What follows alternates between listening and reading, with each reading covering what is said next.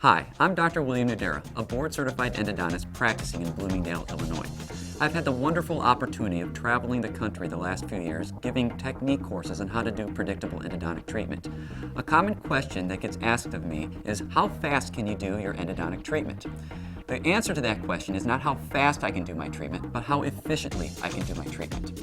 Some techniques were taught to me by an endodontist practicing in San Diego, California, named Dr. Gary Carr, that helped me improve my efficiency immensely, and I'd like to share some of those techniques with you today.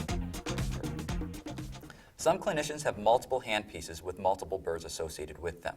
I find it much easier to have an assistant transfer the burr for me.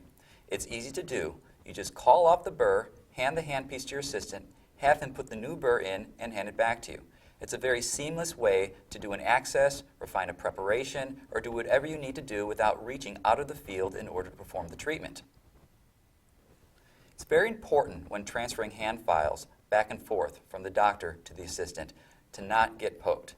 In order to control this, what we do is we have the assistant wear the endo sponge on the endo ring, and they prepare the file for me and get it ready for me and place it in my fingers.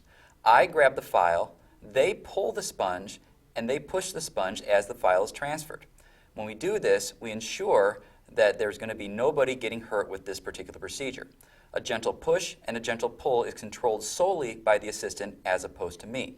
That way, I don't have to take my eyes off the field, and it's a very efficient way to continue transferring files. If your assistant is unfamiliar with what file that you're needing next, just call it off, and they'll have it ready for you in that next spot in the sponge.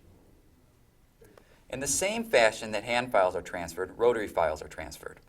I am responsible for loading the files onto my handpiece because that's what I feel comfortable doing.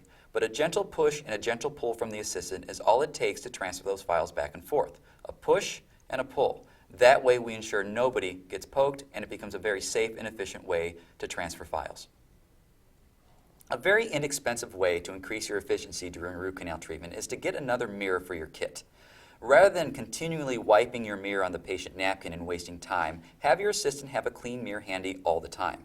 When you need the new mirror, ask for the new mirror. Your assistant can easily take the old mirror that's dirty and replace it with the new clean mirror. That way it improves your visualization throughout the entire procedure without the necessary movements. Another way to be more efficient during your endodontic treatment is to have a couple of pairs of locking cotton forceps. It takes a lot of time for the clinician to fumble through packages of paper points to grab that paper point, then to transfer it to the tooth to dry the canals.